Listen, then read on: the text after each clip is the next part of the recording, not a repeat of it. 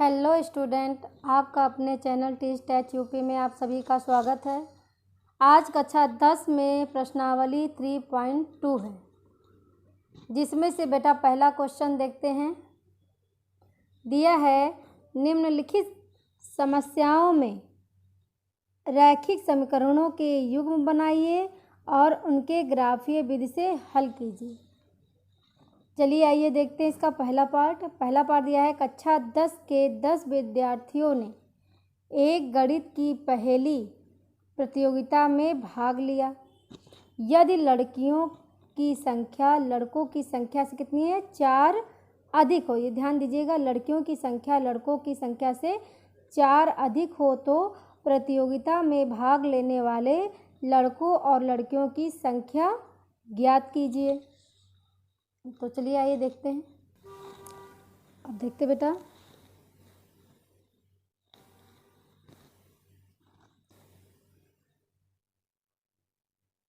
Solution देखते हैं। सबसे पहले लिखेंगे बेटा,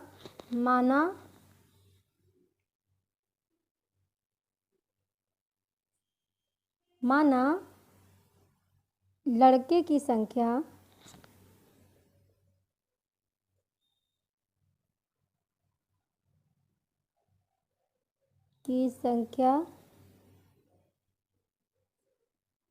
इक्वल टू x। लड़कों की संख्या मान लिया x और लड़कियों की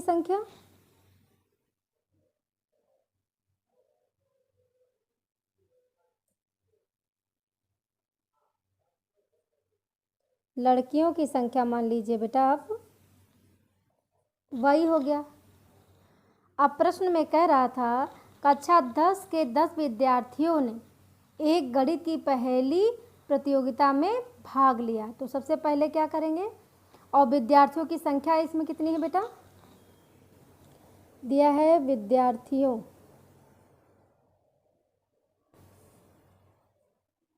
की संख्या दी है आपका 10। ठीक है, ये चीज़ आपका दिया हुआ है। तो प्रथम स्थिति देखते हैं। प्रथम स्थिति आप लिख सकते हो प्रथम स्थिति या प्रश्नानुसार। तो प्रथम स्थिति क्या कह रहा है, कक्षा 10 के 10 विद्यार्थियों ने एक गणित की पहेली प्रतियोगिता में भाग लिया। तो कक्षा 10 के लड़के लड़कियों ने भाग लिया, तो दोनों साथ में भाग लिया। तो क्या लिख सकते हो, x आपके देखिए लड़का है और y आपकी लड़की है।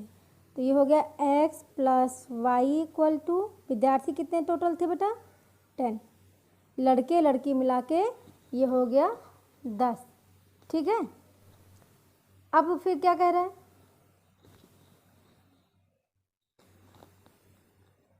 अब इसमें से बेटा y बराबर निकालते हैं। y बराबर निकालेंगे तो ये हो गया 10 और ये इधर जाएगा माइनस का x। ये बन गया आपका समीकरण नंबर 1। ठीक है, अब सेकंड स्थिति देखते हैं कि द्वितीय स्थिति में क्या बोल रहा था। द्वितीय स्थिति में कह रहा बेटा यदि लड़कियों की संख्या, ध्यान दीजिएगा, यदि लड़कियों की संख्या मतलब y लड़कों की संख्या से 4 अधिक है, मतलब लड़कियों की संख्या लड़कों की संख्या से कितना अधिक है, 4 अधिक है। तो आपके पास लड़कियों की संख्या कितनी है, ये हो गई y, किससे अधिक है, लड़कों की संख्या से, मतलब लड़कों की संख्या x मानी है, इससे कितना अधिक है, 4 अधिक है। ठीक, तो इसमें अगर y बराबर निकाल आपका ये हो गया x प्लस 4। ठीक, इसको मान लीजिए सीधे समीकरण नंबर 2। ठीक, अब आपको 2 समीकरण मिल गए। अब हमको बिंदु निकालने हैं। ठीक, तो बेटा देखते हैं, ये आपका प्रथम समीकरण था, ये आपका था द्वितीय समीकरण। अब इसमें क्या करेंगे, इसमें मान रखेंगे। तो सबसे पहले देखते हैं, ये वाला पहले देखते हैं।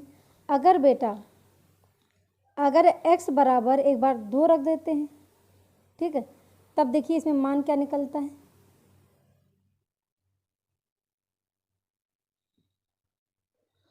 तो देखते हैं बेटा, प्रथम समीकरण में x बराबर अगर हम रखते हैं बेटा, अगर हम रख रहे हैं x बराबर 2, यहाँ पे x बराबर रख दिया जाए 2, तो कितना आ जाएगा, 10 में से 2 गया कितना बचा, 8। तो y बराबर कितना निकल जाएगा, 8। अब इसमें क्या करेंगे, x की वैल्यू रखते जाएंगे ऊपर, y की वैल्यू निकलती चली जाएगी। तो देखिए x बराबर कितना रख दिया, 2, ठीक है, तो 10 में से 2 गया कितना, 8 निकला। ये आपका पहला निकल गया। अब दूसरा देखते हैं। अब x बराबर अगर हम जो है रख दें, x बराबर 4 ले लेते हैं, तो देखिए यहाँ पे 4 होगा, तो 10 में से 4 गया कितना हो गया, 6। तो y बराबर कितना निकल गया बेटा, आपका 6। अगर x बराबर 6 ले लेते हैं, तो 10 में से 6 गया कितना हो जाएगा बेटा, 4। आपके ये 3 मान निकल चुके हैं। वैसे 2 में ही काम चल जाता, लेकिन 3 मान ले रहे हैं, ठीक है। उसके बाद अब ये सेकंड वाले में देखते हैं। अब सेकंड वाले में अगर x इक्वल टू 1 रखते हैं, ठीक, तो कितना y कितना निकलेगा, 4 1 5। अगर x इक्वल टू 2 रखते हैं तो कितना हो गया, 4 2 6, मतलब x इक्वल टू एक बार 2 रखते हैं तो ये हो जाएगा 4 2 6। फिर x इक्वल टू अगर हम 3 ले लेते हैं तो 3 और 4 कितना हो गया, तो अगर x इक्वल टू 3 ले लेते हैं तो 4 और 3 कितना मिलके हो गया, 7। अब आपको ये जो है आपके पॉइंट आपको मिल गए, ठीक है, एक्स वाई के पॉइंट मिले हैं। समीकरण 1 से ये मिला है, ये समीकरण 2 से मिला है। अब इसको जो है क्या करेंगे, अब हम ग्राफ पर देखते हैं इसको। तो देखते हैं बेटा, ये आपका जो है फर्स्ट समीकरण था, ये क्या था आपका दूसरा समीकरण से था। तो देखिए चले पहले पहला वाला देखते हैं। तो x क्या है, 2 है, और y कितना है, 8। मतलब ये 2 है और y कहाँ है, y 8 है। इसका मतलब ये बिंदु है, इसका मतलब ये क्या है, 2 8, एक मिल गया आपको, ठीक, 2 8 मिल गया आपको। इसके बाद जो है x कितना है, 4, 4 यहाँ पे हो गया, और y कितना है, 6। तो x है 4, y है 4, y है 6। आपका एक पॉइंट ये मिला, तो ये कितना आपको है, 4 6। तीसरा पॉइंट देखते हैं। x इक्वल टू जब 6 है तो y इक्वल टू 4, तो यहाँ पे 6 है तो y कितना है, 4। ये आएगा आपका इस जगह पे, तो ये आपका हो गया 6 4 मिल गया, ठीक। तो अब क्या करें, ये तीनों पॉइंट फर्स्ट समीकरण के आपको मिल गए। तो बेटा ये जो पॉइंट मिले हैं, अब ये क्या करेंगे, तीनों पॉइंट को मिला देंगे।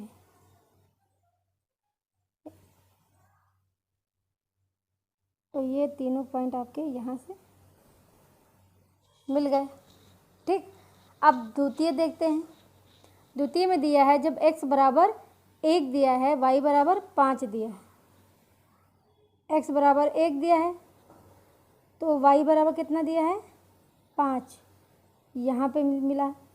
ये पॉइंट है आपका 1 5, ठीक। दूसरा है x इक्वल टू 2 दिया है और दूसरा दिया है 6, मतलब 2 और 6। x दिया है 2 पे और ये पॉइंट मिला है आपको जाके यहाँ पे इस जगह पे 6 पे, तो ये दिया है आपका 2 6, ये वाला पॉइंट हो गया। तीसरा पॉइंट दिया है 3 और 7, मतलब x 3 है, y 7 है, 3 हो गया, ये डायरेक्ट निकले, ये पॉइंट यहाँ मिला, ये आपका मिल गया 3 7। तो आपका 1 2 3 ये पॉइंट मिला। अब तीनों को मिला देंगे।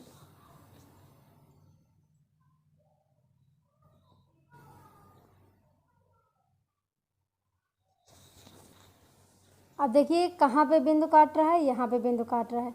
अब यहाँ से लेके इसके नीचे, ये किसके नीचे जा रहा है, ये लाइन खींच देंगे, ये मिल रहा है 3 से मिल रहा है, ठीक।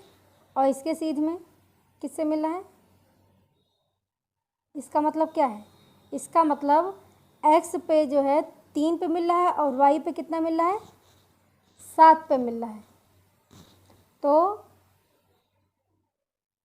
x अक्ष पे कितना मिल रहा है, तो इसी में लिखेंगे x अक्ष पे मिल रहा है 3 और y अक्ष पे कितना मिल रहा है, 7। तो x क्या थी, आपने क्या माना था, x को क्या माना था, आपने माना था x लड़कों की संख्या थी, y लड़कियों की संख्या थी। बस यही आपका निकल गया। तो लिखेंगे लड़कों की संख्या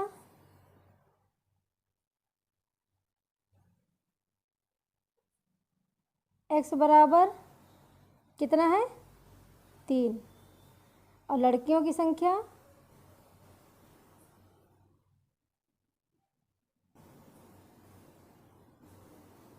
ये क्या था, y, ये कितना निकल गया, 7। बस यही आपका बेटा आंसर हो। तो समझ में आया।